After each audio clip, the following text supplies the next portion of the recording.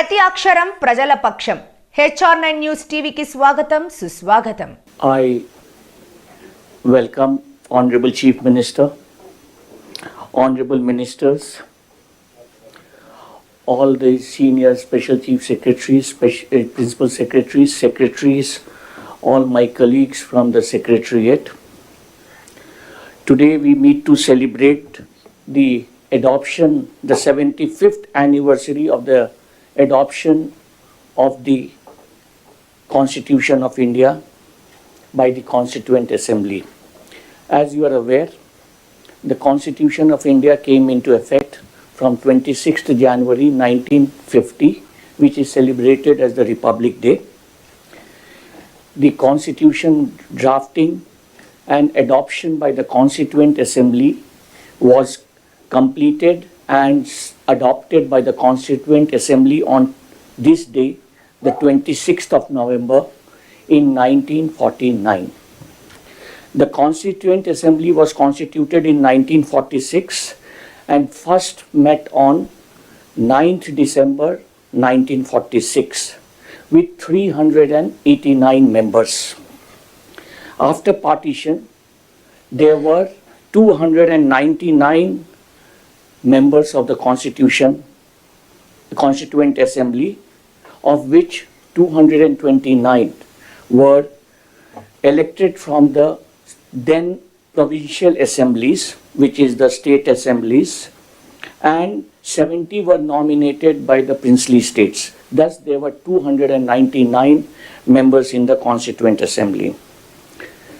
The real significant drafting work was done by the drafting committee of the Constituent Assembly, which was constituted on the 29th of August 1947 under the chairmanship of Dr. B.R. Ambedkar.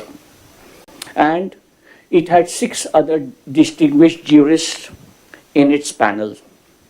It did laborious work in 11 sessions, covering a total of 165 days, and brought out a draft constitution for the consideration of the Constituent Assembly. The Constituent Assembly considered all the committee reports, and the constitution was finally adopted by all on 26th of November 1949. Thus, from 1946 to 1949, the Constituent Assembly took 2 years, 11 months, 17 days to complete the constitution, which is one of our most revered books, laws for the whole country. The original constitution had 395 articles divided into 22 parts and 8 schedules, and is the longest written constitution in the world. Although it has been amended 106 times since 1950, it has proved to be resilient and remains as the bulwark of the Indian state. Just for the interest of the bureaucrats, the Shri B.N. Rao or Sir B.N. Rao, ICS of 1910 batch, was the constitutional advisor to the Constituent Assembly. So with these words and setting the context, sir, I welcome you all for this very, very momentous occasion in which Dr. B.R. Ambedkar, the drafting committee, and the Constituent Assembly played a very significant role in giving unto us what we are very proud of, the revered Constitution of India. Sir, I now request the Minister for Social Welfare and Justice to please deliver few words on this momentous occasion. అందరికీ నమస్కారం అండి. రాజ్యాంగ దినోత్సవానికి చేసినటువంటి పెద్దలు గౌరవ ముఖ్యమంత్రి శ్రీ నారా చంద్రబాబు నాయుడు గారికి, చీఫ్ సెక్రటరీ గారికి, వేదిక మీద ఉన్నటువంటి మిగిలిన సహచర మంత్రులకు, ఇక్కడికి చేసినటువంటి అధికారులకు అందరికీ నమస్కారాలు. 75 సంవత్సరాల క్రితం మన రాజ్యాంగాన్ని ఈరోజు మనం పూర్తి చేసుకున్న సందర్భంగా ఈ రోజున మనం కాన్స్టిట్యూషన్ డేని జరుపుకుంటా ఉన్నాం. భారతదేశం స్వాతంత్రం సందర్భించిన సందర్భంలో మన దేశం కొరకు రాజ్యాంగం ఉండాలన్న లక్ష్యంతో నిర్మించబడిన అతిపెద్ద రచనా రాజ్యాంగం.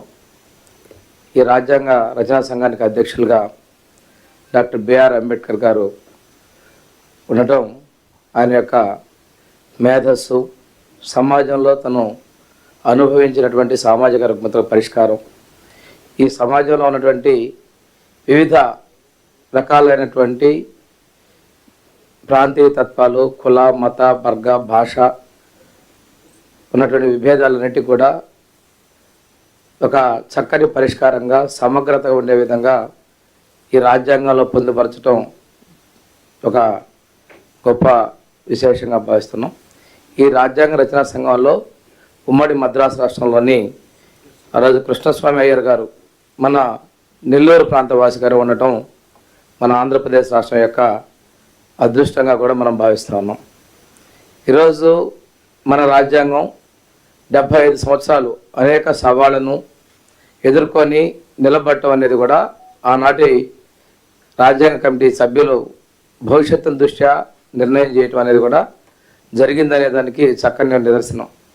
ఈరోజు ఈ రాజ్యాంగం శాశ్వతం కాదు, రాజ్యాంగంలో కాలానుగుణంగా మనం మార్పులు చేసుకునేటువంటి చట్టాన్ని అవకాశాన్ని కూడా కల్పించడం భావితరాల్లో మన రాజ్యాంగం యొక్క సవాళ్ళు ఎదుర్కొనేదానికి నిలబడాలనేటువంటి లక్ష్యాన్ని కూడా ఇందులో నిర్దేశించడం జరిగింది.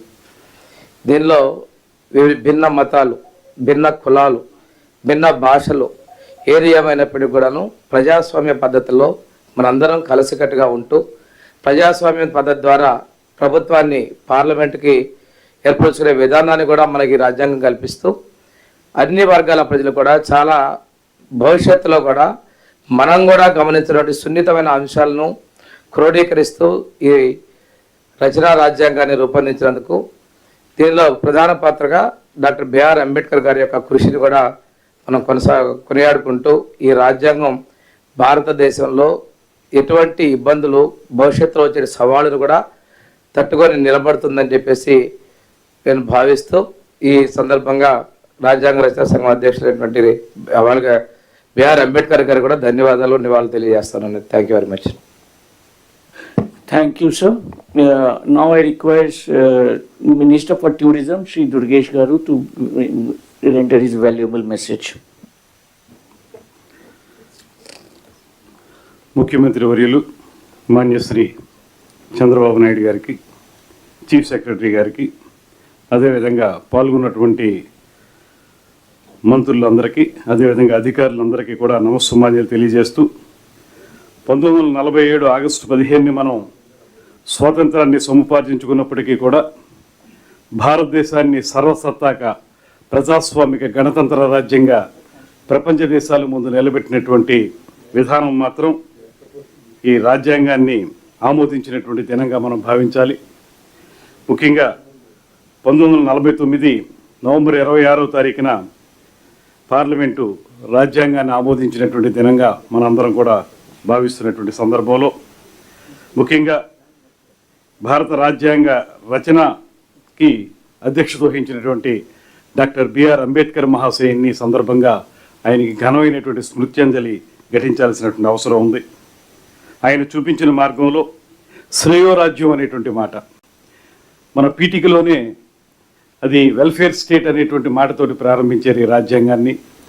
అంటే భారతదేశం యొక్క శ్రేయస్సును కోరుకునేటువంటి విధంగా ఈ కార్యక్రమాన్ని ప్రారంభించుకోవటం, అదేవిధంగా ఎవరైతే అట్టడుగు వర్గాల వారు ఉన్నారో వారిని సమున్నత స్థానంలో నిలబెట్టడానికి వారికి రిజర్వేషన్లు కల్పించటం, అదేవిధంగా సమాన పనికి సమాన వేతనం అనేటువంటి మాటని, మహిళలకి ప్రత్యేక హక్కులు ఉంటాయనేటువంటి గమనించిన అంశాలు ఇవన్నీ చూస్తే ప్రపంచంలోనే అత్యద్భుతమైనటువంటి లిఖిత రాజ్యాంగంగా పేరు పొందినటువంటి భారతదేశపు రాజ్యాంగం అనేక మందికి మార్గదర్శకంగా నిలబడిందనేటువంటి మాటని ఈ సందర్భంగా మనందరం గుర్తు చేసుకుంటూ, ముఖ్యంగా అంబేద్కర్ మహాశయులు చెప్పినట్లుగా రాజ్యాంగం ఎంత గొప్పగా రచించబడినప్పటికీ కూడా దాన్ని అమలు చేసేటువంటి వ్యక్తి చెడ్డవాడైతే అది చెడ్డగా మారుతుంది, అమలు చేసేవారు మంచివారైతే అది అద్భుతంగా ముందుకెళ్తుందనేటువంటి మాట మన సమకాలీన ఆంధ్రప్రదేశ్ రాజకీయాలను కూడా ఉటంకిస్తే చెప్పొచ్చు.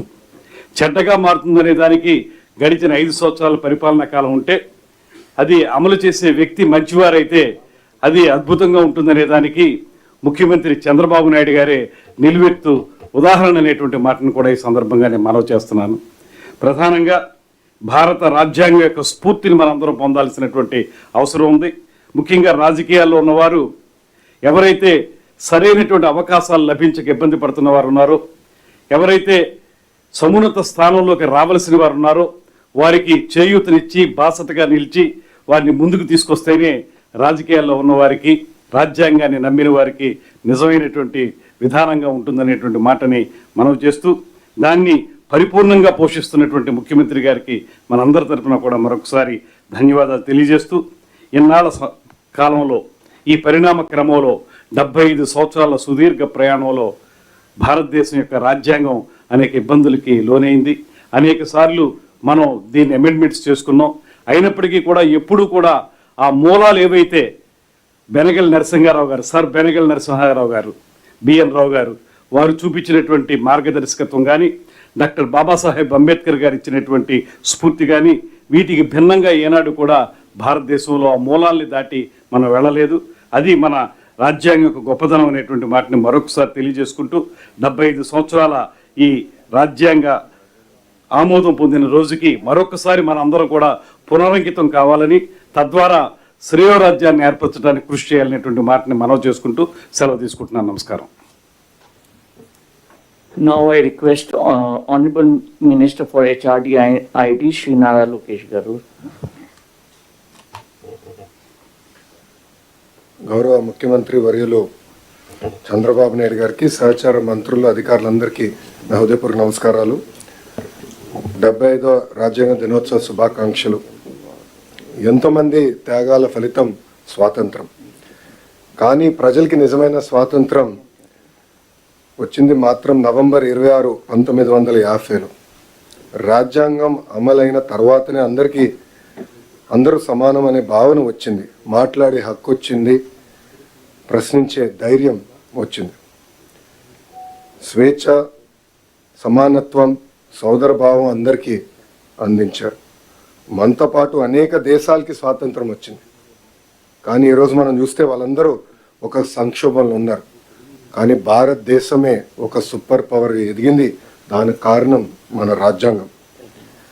అనేక కులాలు, భాషలు, ప్రాంతాలు ఎన్నో సంక్షోభాలు ఎదుర్కొన్నా ఈరోజు మనందరం ఒకే దేశంగా నిలబడ్డామంటే దాని గొప్పతనం మన రాజ్యాంగం. ఈ సందర్భంగా రాజ్యాంగం రూపకర్తను మనం స్మరించుకోవాల్సిన అవసరం ఉంది. రాజ్యాంగం కమిటీ అధ్యక్షుడిగా డాక్టర్ బిఆర్ అంబేద్కర్ గారు చేసిన కృషి ఒక చరిత్ర. సామాన్య దళిత కుటుంబంలో పుట్టి దేశానికి స్వేచ్ఛ, ప్రజలకి ప్రాథమిక హక్కులు, రక్షణ కల్పించిన గొప్ప వ్యక్తి డాక్టర్ బిఆర్ అంబేద్కర్ గారు. రాజ్యాంగం దుర్వినియోగం జరిగితే రాజ్యాంగాన్నే నేను కాల్చుతానని ధైర్యంగా చెప్పిన వ్యక్తి డాక్టర్ బిఆర్ అంబేద్కర్ గారు.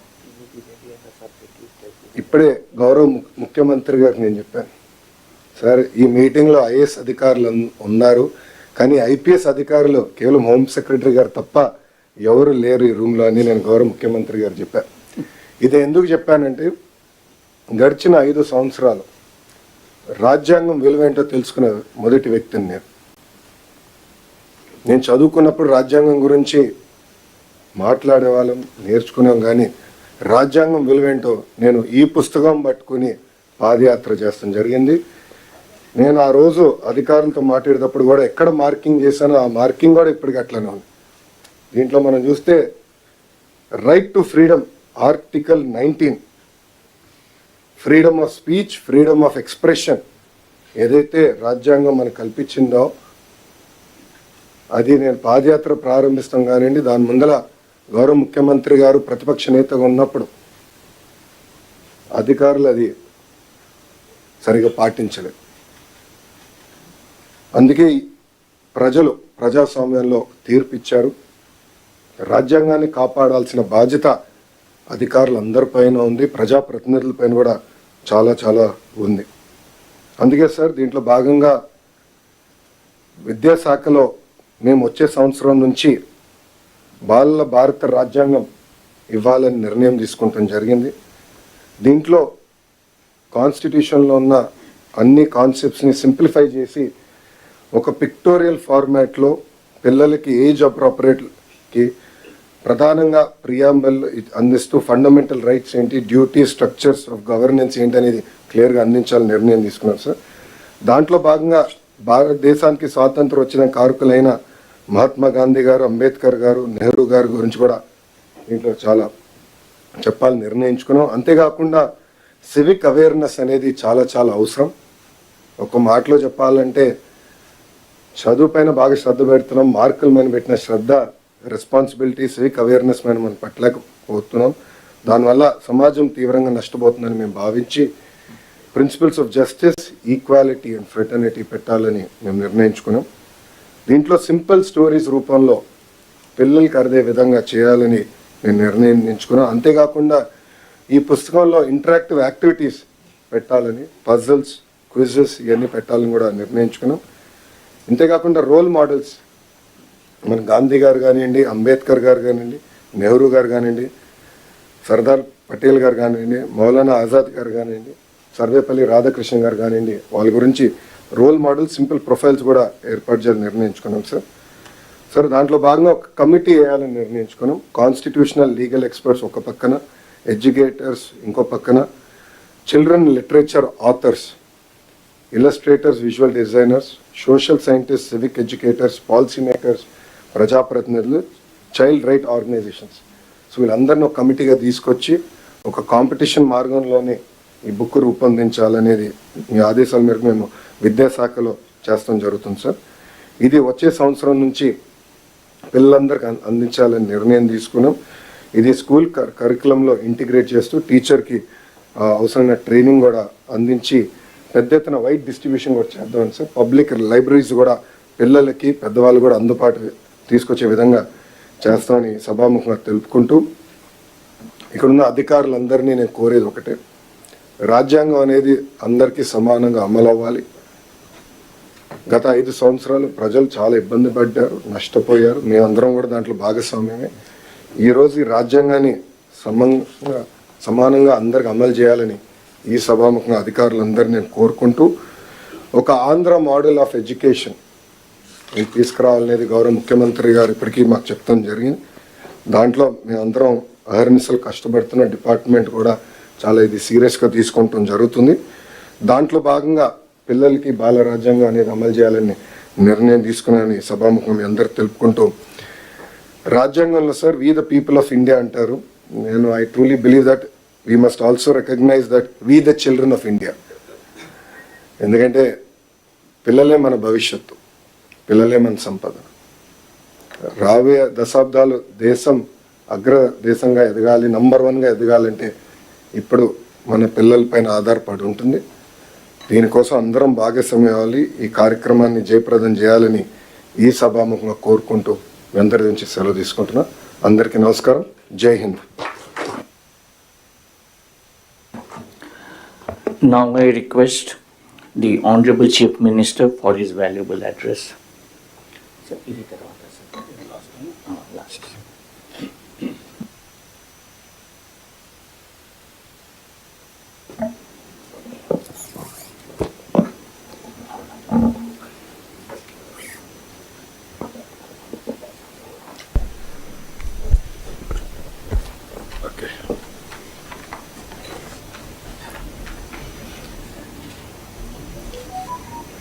అందరికీ నమస్కారాలు.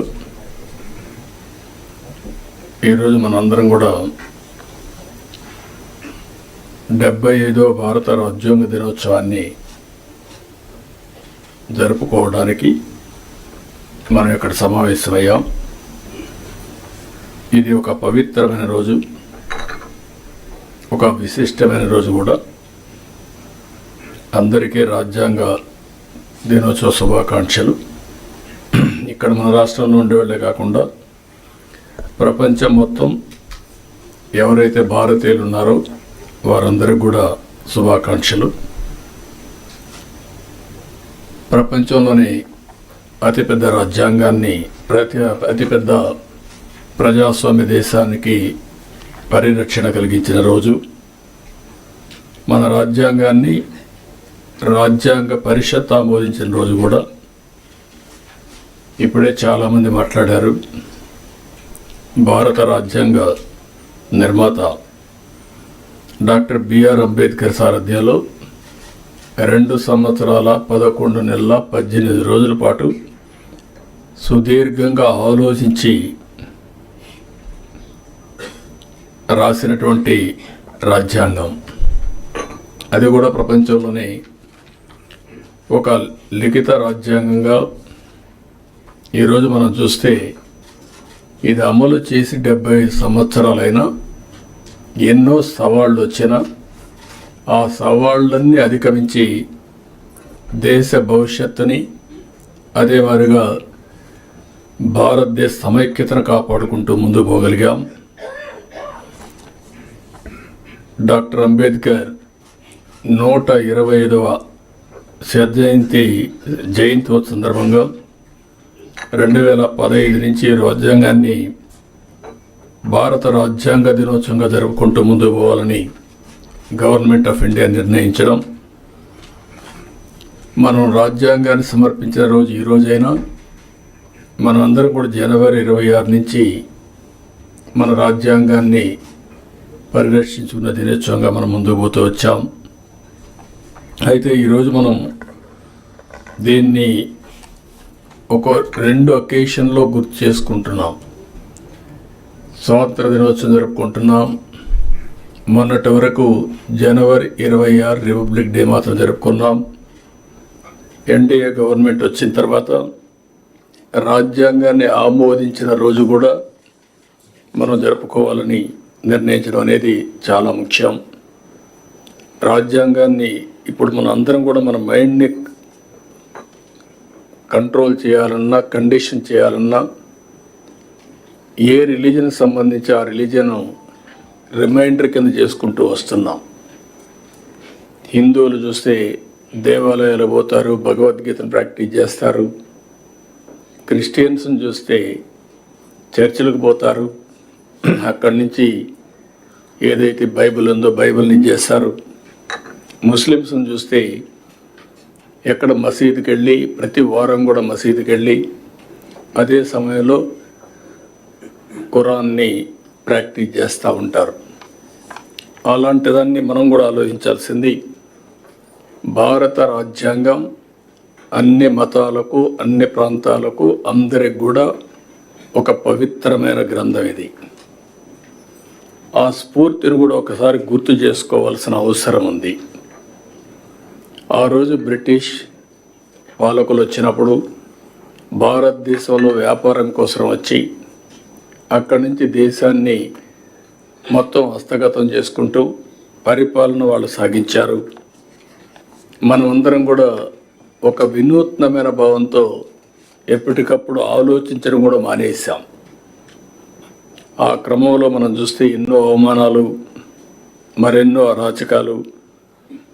అంతకు మించి మనం ఒకసారి చూస్తే మనం ఏది చేతగాని వాళ్ళనే ఇంప్రెషన్ కూడా ప్రపంచానికి ఇచ్చే పరిస్థితి వచ్చింది. ఈ ఆలోచన విధానాన్ని కూడా మీరు ఒకసారి ఆలోచిస్తే చాలా సంవత్సరాలు, డెకేడ్స్ మనం సబార్డినేట్స్గానే ఆలోచించాం. ఎప్పుడైనా సరే ఒక్కొక్కసారి కొన్ని ప్రభావాలు ఎంత ప్రగాఢంగా పనిచేస్తాయంటే మనం వేరే దేశాలకు పోయి ఆ దేశాలతో ఉండే వాళ్ళతో సమానంగా మాట్లాడడం, మేము మీతో సమానంగా పోటీ పడగలుగుతామని చెప్పుకోలేని పరిస్థితి వచ్చే పరిస్థితికి వచ్చింది. అదే ఉద్దేశం ఆ రోజు కూడా మనం చూసినప్పుడు మీకు అసలు రాజ్యాంగం రాసుకోవడం చేతనవుతుందా అని అవహేళన చేసిన రోజు అది. అక్కడి నుంచి ఈ రాజ్యాంగాన్ని రాయడం కోసం మీరు ఒకసారి చూస్తే ప్రపంచంలో ఉండే అన్ని దేశాలని, ప్రజాస్వామ్య దేశాలన్నీ అధ్యయనం చేశారు. ఒక పక్క అమెరికా, ఒక పక్క Britain, Canada, Ireland, Germany, Australia, దక్షిణాఫ్రికా, ఫ్రాన్స్, రష్యా, జపాన్, ఇలా వివిధ ప్రపంచ దేశాలన్నీ స్టడీ చేసిన తర్వాత వాళ్ళ రాజ్యాంగంలో ఉండే బెస్ట్ ప్రాక్టీస్ అన్ని తీసుకొని అంబేద్కర్ గారికి ఉండే అనుభవంతో భారతదేశ కండిషన్స్ కూడా అధ్యయనం చేసుకొని ఒక దళిత కుటుంబంలో పుట్టినటువంటి అంబేద్కర్ గారు జీవితాంతం ఎన్నో అవమానాలు పాలయ్యారు. ఒక పక్క బానిసత్వం, ఇంకొక పక్క సమాజంలో కూడా అవహేళన, ఇవన్నిటి గురైన తర్వాత ఆయనలో ఉండే పరిపక్వత రాజ్యాంగంలో పూర్తిగా ఎక్కడికక్కడ కనపడే పరిస్థితి వచ్చింది. భవిష్యత్తులో వచ్చే సవాళ్ళను కూడా ఊహించుకొని రాజ్యాంగంలో సొల్యూషన్స్ ఇచ్చాడు. ఒక రోజు 2 రోజులు కాదు. ఇంత మునిపే మన మిత్రులు మాట్లాడినప్పుడు చాలా పెద్ద ఎత్తున ఎక్సర్సైజ్ చేయడం, దీనికి మీరు చూస్తే 299 మంది విశిష్ట వ్యక్తులు కలిసి సభగా ఏర్పడి ఒక్కటిగా రాసినటువంటి మహోన్నత గ్రంథం మన భారత రాజ్యాంగం. వివిధ ప్రాంతాల నుంచి ఉన్నారు, వివిధ కులాల నుంచి, వివిధ రంగాల నుంచి అందరూ కూడా ఆ రోజు ఒకటిగా చేరి ఇది రాశారు.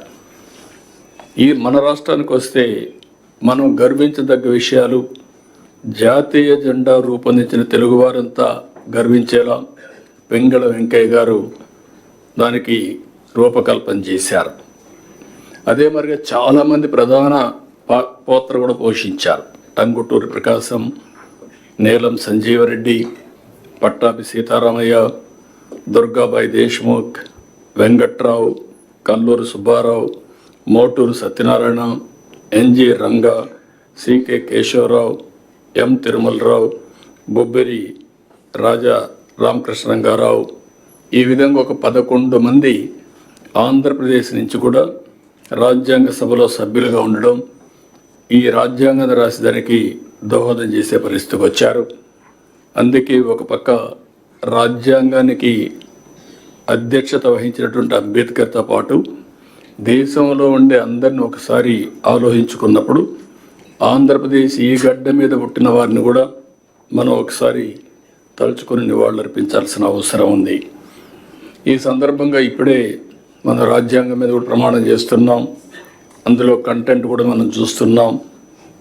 ఇందులో చాలా స్పష్టంగా సాంఘిక, ఆర్థిక, రాజకీయ న్యాయాన్ని ఆ రోజు కూడా ఇప్పుడు కూడా మనం మాటల్లో పెడుతున్నాం తప్ప అందరికీ సామాజిక న్యాయం చేయాలని, ఆర్థిక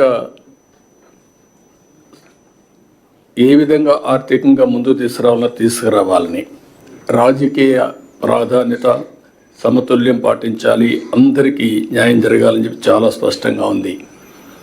ఇంకొక పక్క ఆలోచన, భావ ప్రకటన, విశ్వాసం, ధర్మం, ఆరాధనలో స్వేచ్ఛని, ఇవన్నీ కూడా అందరికీ వచ్చే విధంగా చేయాలని, ఇంకొక పక్కన చూస్తే అంతస్తులోనూ అవకాశాల్లోనూ సమానత్వం చేకూర్చుటకు మనం ప్రయత్నం చేయాలని, వ్యక్తి గౌరవాన్ని, జాతీయతను మరియు అఖండతను తప్పక సంరక్షించాలని ప్రియాంబుల్లో ఎంత స్పష్టంగా చెప్పారంటే ఇవన్నీ చెప్పి ఈ రాజ్యాంగాన్ని ఆ 299 మంది రాసుకుంటున్నామని కాదు, భారతదేశ పౌరులుగా మనందరం రాసుకుంటున్నాం అనే విధంగా ఆ రోజు రాజ్యాంగాన్ని సమర్పించే పరిస్థితికి వచ్చారు.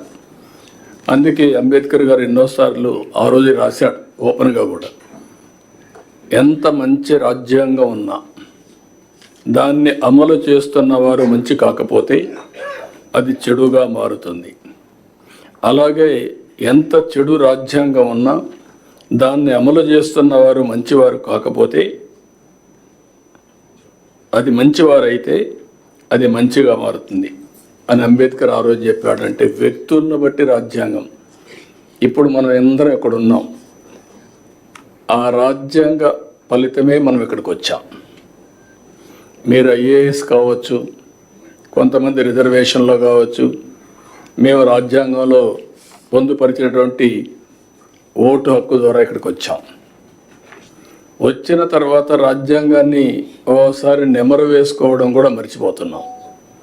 ఓసారి రాజ్యాంగాన్ని దుర్వినియోగం చేసే పరిస్థితి వస్తూ ఉంది. కానీ బ్యూటీ ఆఫ్ డెమోక్రసీ మనం ఒకసారి చూస్తే ఓట్ అనేది ఒక పవిత్రమైనటువంటి సైలెంట్ రెవల్యూషన్. ఆ రోజు అంబేద్కర్ గారు ఇచ్చిన ఓటు హక్కు మీరు చూస్తే కొన్ని దేశాల్లో కొన్ని సందర్భాల్లో అందరికీ ఓటు ఇవ్వలేదు. పేదవాళ్ళకు ఓటు కొన్ని దేశాల్లో పేదవాళ్లే కాకుండా కొన్ని వర్గాలకు కూడా ఓటు ఇవ్వని పరిస్థితి. కానీ భారతదేశంలో మొట్టమొదటి నుంచి డబ్బులుండేవాళ్ళు, డబ్బులు లేని వాళ్ళు, లేకపోతే బలహీనులు, బలవంతులు అందరికీ ఒకే ఓటు తప్ప రెండో ఓటు లేదు. ఆ ఓటు ద్వారా ఈరోజు దేశంలో ఒక విధంగా చెప్పాలంటే రాజ్యాంగాన్ని మనం కాపాడుకోగలుగుతున్నాం. ఎప్పుడైనా సరే ఏ నాయకులైనా సరే అతిగా ప్రవర్తించినా, రాజ్యాంగాన్ని దుర్వినియోగం చేసినా మళ్ళీ కరెక్ట్ చేసే శక్తి ఓటర్స్కు ఉంది. అదే రాజ్యాంగంలో ఒక బలమైన శక్తి అని చెప్పి కూడా నేను మీకు తెలియజేస్తున్నా. ఇందులో అనేక సమస్యలకి పరిష్కారం చూపించారు. అదే సమయంలో ఇప్పటికే మీరు ఒక్కసారి చూస్తే అనేక సవాళ్ళు కూడా వచ్చాయి. ఎమర్జెన్సీ లాంటి చీకటి రోజులు కూడా వచ్చాయి. అదే మరిగా లాస్ట్ 5 yearsలో మన రాష్ట్రంలో కూడా మన సమస్యలు చూసాం.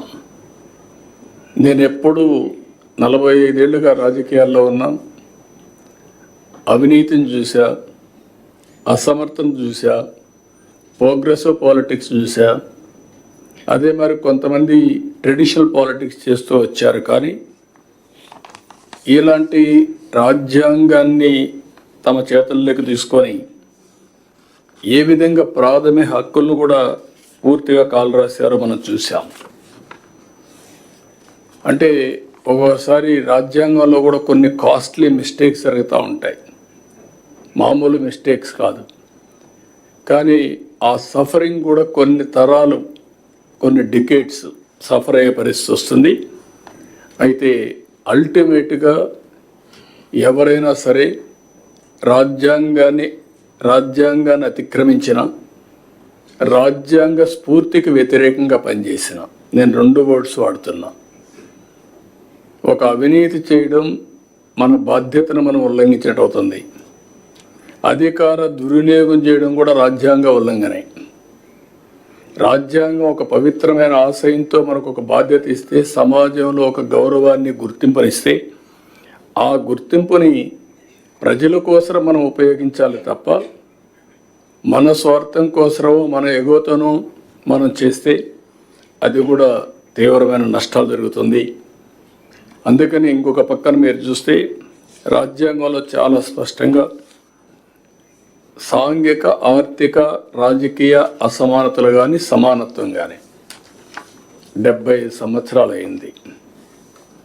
ఇప్పటికి కూడా మనం అనుకున్న లక్ష్యాల్ని, ఎవరైతే స్వాతంత్రం కోసం త్యాగాలు చేశారో వాళ్ళ యొక్క విలువల్ని గౌరవించడం కానీ, ఏ స్ఫూర్తి అయితే రాజ్యాంగాన్ని రాశారో ఆ రాజ్యాంగాన్ని అమలు చేయడంలో ఇంకా మనం ముందుకు పోవాల్సిన అవసరం ఉంది. ఈరోజు ఇంకొక విషయంలో మీరు ఒకసారి ఆలోచిస్తే, ఆర్థిక సంస్కరణల వల్ల సంపద సృష్టిస్తూ ఉంది. సృష్టించిన సంపదను లాస్ట్ మైలు తీసుకుపోవడంలో ఇంకా కొన్ని సమస్యలు ఉన్నాయి. ఒకసారి ఆర్థిక స్వాతంత్రాన్ని అందరికీ ఇవ్వగలిగితే ఆటోమేటిక్గా సామాజిక న్యాయం కూడా జరుగుతుంది, రాజకీయ ప్రాధాన్యత కూడా వస్తుంది. మళ్ళీ ఇవన్నీ కూడా ఇంటర్లింక్డ్. రాజకీయంగా అందరికీ సమానమైన అవకాశాలు వస్తే చట్టాలని కూడా వాళ్ళు అమలు చేస్తారు. ఆ చట్టాల వల్ల మళ్ళీ అందరికీ న్యాయం జరిగే పరిస్థితి వస్తుంది. ఇవన్నీ కూడా ఇంటర్లింక్డ్. 91లో ఆర్థిక సంస్కరణలు ప్రారంభించాం. ఈరోజు ఆర్థిక సంస్కరణల ఫలితాల వల్ల సంపద సృష్టించబడతా ఉంది. ఇంకా లాస్ట్ మైల్లో పేదరికం ఉంది. ఇది కూడా మనం అందరం ఆలోచించుకొని అలాంటి సమర్థవంతమైన ఆర్థిక విధానాలను మనం తీసుకొచ్చి ఏ విధంగా ఆ సంపదను మళ్ళీ పేదరిక నిర్మూలన కోసం, జీరో పావర్టీ కోసం ముందుకు పోతా మనం ఆలోచించాల్సిన అవసరం ఉంది. మొన్న కూడా మేము చూసాం, సోషల్ రీఇంజనీరింగ్ చేశాం. ఏదైనా సరే అందరి మనోభావాలు గుర్తుపెట్టుకోవాలి. అదే సమయంలో మనం కానీ క్యాస్టో, లేకపోతే రిలీజియను, ప్రాంతము, ఇవన్నిటి పేరిట డివైడ్ అయిపోతూ ప్రమాదం వస్తుంది. ఇవన్నీ కూడా సమతుల్యం పాటిస్తూ అందరినీ సమానంగా గౌరవిస్తేనే ఈ రాజ్యాంగ స్ఫూర్తిని కూడా మనం కాపాడినట్టు అవుతుంది. ఇప్పుడు భారతదేశంలో మనం ఇంకొక విషయం కూడా ఆలోచిస్తే, ఇటీవల కాలంలో టెక్నాలజీ మనకు ఒక 20 సంవత్సరాలుగా ఒక హ్యాండీగా వచ్చింది. నేను ఎప్పుడూ చెప్తా ఉంటాను, బ్రిటిష్ వాళ్ళు పోతూ పోతూ ఇంగ్లీష్ వదిలిపెట్టిపోయారు. రెండోది, స్వతహాగా భారతీయులు మ్యాథమెటిక్స్లో చాలా స్ట్రాంగ్గా ఉన్నాం. ఈ రెండు డెడ్లీ కాంబినేషన్ ఇన్ఫర్మేషన్ టెక్నాలజీ. ఇప్పుడు ఇన్ఫర్మేషన్ టెక్నాలజీ ఆర్టిఫిషియల్ ఇంటెలిజెన్స్కి వెళ్ళిపోయింది, ఇంకా మెచ్యూరిటీ వస్తూ ఉంది. Deep technologies in all walks of life వచ్చే పరిస్థితి వచ్చింది. సంపద సృష్టించడం చాలా ఈజీగా తయారయ్యే పరిస్థితి వచ్చింది. అందులో భారతదేశానికి డెమోగ్రఫిక్ డివిడెంట్ ఒక అడ్వాంటేజ్గా వచ్చింది. ఈ 75 సంవత్సరాల ఏదైతే రాజ్యాంగ దినోత్సవాన్ని మనం జరుపుకుంటున్నామో ఆ రోజు మనం ఆలోచించుకోవాల్సింది, మనకు ఒక డెమోగ్రఫిక్ డివిడెంట్ ఒక అడ్వాంటేజ్ వచ్చింది. కొన్ని దేశాల్లో ఏజింగ్ ప్రాబ్లం క్యాచప్ అవుతుంది. ఒక పక్కన ఆ దేశాలు ఏజ్తో సఫర్ అయినప్పుడు మన దేశానికి ఉండే అడ్వాంటేజ్ వల్ల ఈరోజు ప్రపంచానికే మనం సేవలు అందించే పరిస్థితికి వచ్చాం. ఈ విషయం కూడా గుర్తుపెట్టుకోవాల్సిన అవసరం ఉంది. ఆఫ్లైన్, ఆన్లైన్ ఇవన్నీ కూడా. అందుకని ఇలాంటి రాజ్యాంగ దినోత్సవాన్ని మనం జరుపుకుంటూ ఆ స్ఫూర్తిని ప్రజలకు నింపుతూ ఎప్పటికప్పుడు ఇవన్నీ గుర్తు చేసుకుంటూ నెమరు వేసుకుంటూ మన రాజ్యాంగం కోసం, స్వాతంత్రం కోసం పోరాడిన వ్యక్తులకి నివాళులర్పిస్తూ అదే సమయంలో మనం ఏ విధంగా చేయాలనో మనం ముందుకు పోవాల్సిన అవసరం ఉంది. పోయిన 5 సంవత్సరాలు కూడా ఎందుకు చెప్తున్నానంటే, నేను మర్చిపోదాం అనుకుంటున్నాను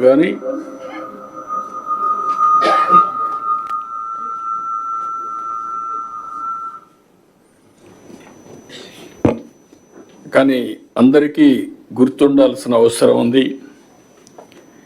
వ్యవస్థలన్నీ పూర్తి కూడా ఇప్పటికీ నేను 4వసారి ముఖ్యమంత్రి అయినా ఇప్పటికి కూడా నాకు ఇంకా పూర్తిగా విధ్వంసానికి గురైనటువంటి వ్యవస్థల్ని రివైవ్ చేయడం ఇంకా టైం తీసుకునే పరిస్థితి వస్తూ ఉంది.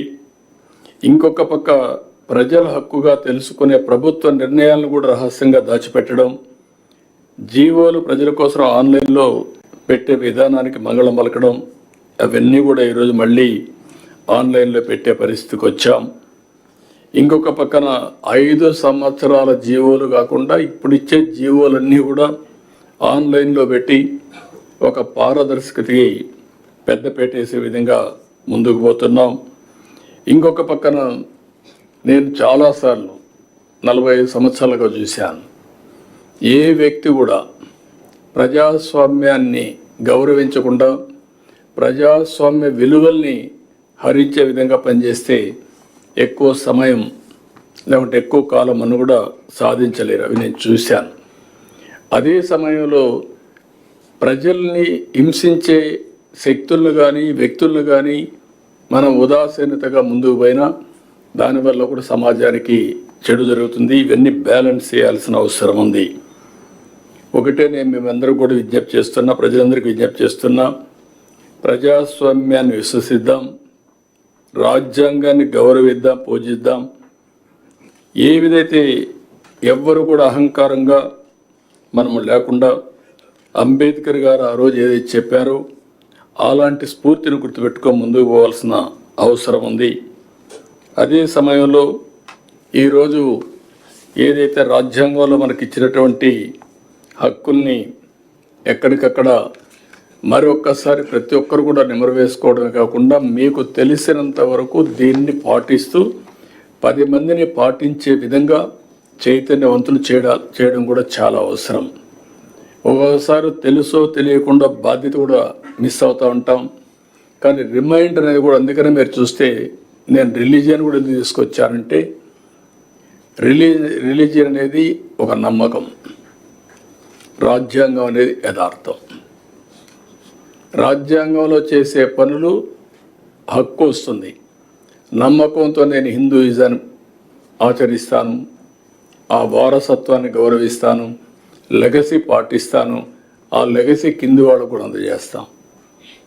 కానీ ఏ కులమైనా, ఏ మతమైనా, ఏ ప్రాంతమైనా రాజ్యాంగాన్ని సరైన స్ఫూర్తితో అమలు చేయగలిగితే తద్వారా మనకు మెరుగైన ఫలితాలు వస్తాయి. రెండోది కూడా సిఎస్ గారు చెప్పినప్పుడు ఇప్పటికే చాలా మార్పులు తీసుకొచ్చాం. ఒక రిటర్న్ కాన్స్టిట్యూషన్లో మార్పులు ఎప్పటికప్పుడు తీసుకొచ్చాం, కానీ ఆ మార్పులన్నీ మెరుగైన ఫలితాల కోసం తీసుకొచ్చిన మార్పులు కాబట్టి ప్రజలు ఆమోదించే పరిస్థితికి వచ్చారు. ఆ ఫలితాలు కానీ దుర్వినియోగం చేసే ఫలితాలు తీసుకొచ్చే సాహసం చేసుంటే మళ్ళీ ఓటు హక్కు ద్వారా వాళ్ళని ఎక్కడికక్కడ నియంత్రణ చేసేవాళ్ళు. ఆ విషయం కూడా మనం గుర్తుపెట్టుకోవాల్సిన అవసరం ఉంది. అందుకని ఈరోజు మనం సమావేశానికి ఉండే మనందరం కొన్ని విజన్ 2047 తయారు చేశాం. ఎగ్జాక్ట్గా 100 ఇయర్స్ స్వాతంత్రం వచ్చిన రోజు అది. ఆ సంవత్సరానికి 100 సంవత్సరాల స్వాతంత్ర దినమున భారతదేశం ఎక్కడుండాలి, భారతీయులు ఎక్కడుండాలి, తెలుగువారు ఎక్కడుండాలి, ఆంధ్రప్రదేశ్ ఎక్కడుండాలో నిర్దిష్టమైన లక్ష్యాలు పెట్టుకొని మనం ముందుకు పోతున్నాం. ఇది అసాధ్యం కాదు. అందుకే నేను చాలా స్పష్టంగా అనేకసార్లు చెప్పాను, తెలుగు జాతి ప్రపంచం మొత్తం నెంబర్ 1గా ఉండడానికి అవకాశం ఉంది. యాజ్ ఆన్ టుడే అయితే జూయిష్ ఉన్నారు, వాళ్ళు ఉండేది 1 కోటి జనాభా. ఆంధ్రప్రదేశ్లో ఉండే తెలుగువారు, 2 రాష్ట్రాల్లో ఉండే తెలుగువారు చూస్తే 10 కోట్లు ఉన్నారు. కాబట్టి ప్రపంచంలోనే అగ్రజాతిగా తెలుగు జాతి ఉంటున్నది నా ప్రగాఢమైన విశ్వాసం, నమ్మకం. ఇది జరుగుతుంది, దీంట్లో అనుమానం లేదు. అదే సమయంలో ఆంధ్రప్రదేశ్ రాష్ట్రం కూడా భారతదేశంలో నెంబర్ 1 ఎకానమీగా ఉండాలని, పర్ క్యాపిటల్ ఇన్కంలో నెంబర్ 1 ఉండాలని, ఇది కూడా 100% అవకాశం ఉంది. అది చేయాలంటే రాజ్యాంగ స్ఫూర్తితో మనందరం కానీ ఆలోచిస్తే ఇది సాధ్యం అని చెప్పి కూడా నేను మీకు తెలియజేసుకుంటున్నాను. అదే మరిగా ఈరోజు రాష్ట్రంలో మనందరం కూడా అనునిత్యం మన ఆలోచన విధానానికి పదును పెట్టి పాజిటివ్గా ఆలోచిస్తే ఏదైనా సాధ్యం. ప్రజల హక్కుల్ని కాపాడదాం, పరిరక్షిద్దాం. Wealthy, happy and healthy, happy రాష్ట్రంగా ఆంధ్రప్రదేశ్ని తీర్చిదిద్దాం. అది ఒక వెల్త్ ఉంటే చాలదు, ఆరోగ్యంగా ఉండాలి. ఆరోగ్యం ఉంటేనే చాలదు, ఆనందంగా ఉండాలి. నేను అందుకనే ఎన్నోసార్లు చెప్తున్నా, మీరందరూ హార్డ్ వర్క్ చేయడం కాదు, స్మార్ట్ వర్క్ చేసేది నేర్చుకుంటే ఏదైనా సాధ్యం. 24 గంటలు కూర్చొని పనిచేసే రోజులు అయిపోయినాయి. ఎంత స్మార్ట్గా పనిచేస్తారో మీరందరూ ఆలోచించుకోవాల్సిన అవసరం ఉంది. అందుకే ఒకప్పుడు రాత్రి 12-11 వరకు మీ దగ్గర పని చేయించేవాడిని. ఇప్పుడు 6 గంటల తర్వాత మీటింగ్లు వీలైనంత వరకు అవాయిడ్ చేస్తున్నా. అది ఇంకా పాటిస్తా. అందరం కూడా రాజ్యాంగాన్ని మరొక్కసారి ఆలోచించుకొని స్మార్ట్గా పనిచేయాల్సిందిగా ప్రతి ఒక్కరిని కోరుకుంటూ, అయితే మీ ఒక్కరే కాకుండా మనం సమావేశమయ్యాం, మన వరకే ఈ రాజ్యాంగ స్ఫూర్తి పరిమితం కాకుండా ప్రజల్లోకి కూడా తీసుకుపోవాల్సిన అవసరం ఉంది. ప్రతి ఒక్కరికి ఫండమెంటల్ రైట్స్ ఉన్నాయి, ఫండమెంటల్ డ్యూటీస్ ఉన్నాయి. ఇది కూడా మనం రిమైండ్ చేయాల్సిన అవసరం ఉంది. అదే బ్యూటీ ఆఫ్ రాజ్యాంగం. ప్రతి ఒక్కరు ఇప్పుడు మాట్లాడేటప్పుడు హక్కుల గురించే మాట్లాడతాం, కానీ బాధ్యతల గురించి మాట్లాడడం లేదు. ఈ రెండు బ్యాలెన్స్ చేసినప్పుడే ఈ రాజ్యాంగ ఫలితాలు కూడా పర్ఫెక్ట్గా వస్తాయి. దీన్ని దృష్టిలో పెట్టుకొని అందరం కూడా ప్రతి సంవత్సరం దీన్ని మనం ఆలోచించుకోవాలి. అనునిత్యం ఏ పని చేసినా రాజ్యాంగ స్ఫూర్తిని మనం గుర్తుపెట్టుకొని ఆ రాజ్యాంగం ద్వారా ఈ స్థాయికి వచ్చిన మనం ఏ విధంగా ప్రజలకు ఉపయోగపడాలని ఆలోచించగలిగితే తద్వారా దేశానికి ఉపయోగపడుతుంది. ఇది ఆలోచించాల్సిందిగా మరొక్కసారి అందరినీ కోరుకుంటూ, ఇది మామూలుగా అయితే నిన్ననే ఈ నిర్ణయం చేశాం. ఇది రాబోయే రోజుల్లో అడ్వాన్స్గా ప్లాన్ చేద్దాం. ప్రతి ఒక్క ఊర్లో ఇప్పుడే ఎడ్యుకేషన్ మినిస్టర్ గారు చెప్పినట్టు చిన్న పిల్లలకు కూడా రాజ్యాంగం పట్ల పూర్తిగా అవగాహన రావాలి. ఈ స్వాతంత్రం కోసం పోరాడిన వ్యక్తుల యొక్క త్యాగాల్ని గుర్తు చేసుకోవాలి. వారికి నివాళులర్పించాలి. అందుకే నేను రిలీజియన్తో ఎందుకు కంపేర్ చేశానంటే, ప్రతి ఒక్కరు కూడా ప్రతిరోజు అనునిత్యం దేవుణ్ణి ప్రార్థిస్తాం, రాజ్యాంగాన్ని ఎవరు ఆలోచించాం. మీరు ఎప్పుడు కూడా గుర్తుపెట్టుకోండి, ఏదో డ్యూటీ చేస్తున్నాం అనుకుంటాం తప్ప ఆ డ్యూటీ చేయడానికి ప్రేరణ ఏంటి అనేది ఎవ్వరు ఆలోచించడం లేదు. కాబట్టి అది కూడా ఆలోచించినప్పుడు ఇంకా డెడికేషన్ వస్తుంది, తద్వారా ఒక బాధ్యత వస్తుంది, ఒక అకౌంటబిలిటీ వస్తుంది. ఈ విషయం కూడా మీరు ఆలోచించాల్సిందిగా మరొక్కసారి కోరుకుంటూ ఈ అవకాశాన్ని ఇచ్చిన మీ అందరికీ మనస్ఫూర్తిగా అభినందనలు, ధన్యవాదాలు. థ్యాంక్ యూ అనండి.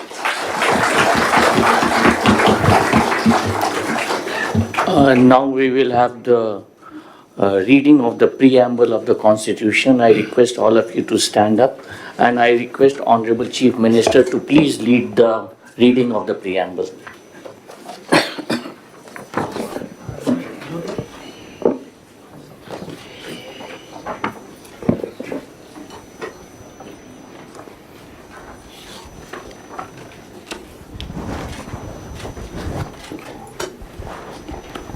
భారతదేశ ప్రజలమైన మేము భారతదేశాన్ని సర్వసత్తాక సామ్యవాద లౌకిక ప్రజాస్వామ్య గణతంత్ర రాజ్యముగా నిర్మించుకోవడానికి పౌరులందరికీ సాంఘిక ఆర్థిక రాజకీయ న్యాయాన్ని ఆలోచన భావ ప్రకటన విశ్వాసం ధర్మము ఆరాధనలో స్వేచ్ఛను అంతస్తులోను అవకాశంలోను సమానత్వమును చేకూర్చుటకు మరియు వారందరిలో వ్యక్తి గౌరవమును జాత్యైక్యతను మరియు అఖండతను తప్పక సంరక్షిస్తూ సౌభ్రాతృత్వాన్ని పెంపొందించుటకు సత్య నిష్ఠాపూర్వకంగా తీర్మానించుకుని 26 నవంబర్ 1949 మన రాజ్యాంగ పరిషత్తులో పరిగ్రహించి శాసనంగా రూపొందించుకున్న ఈ రాజ్యాంగాన్ని మాకు మేము సమర్పించుకుంటున్నాము. Now we will have the national anthem, please.